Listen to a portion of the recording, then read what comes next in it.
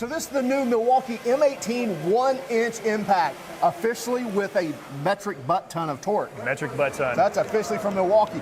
But no, this is going to be a great tool for, say, that, that contractor that's doing utility lines, utility poles, things like that. And it can be a great supplemental tool for, say, the mechanic, heavy equipment, diesel, things like that.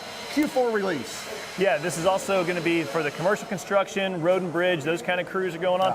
This is a one-key launch, so it's going to have your smart tool controls in there. It's also a fuel product, so this has one of the new brushless motors. It's going to be kitted with a 9-amp-hour battery.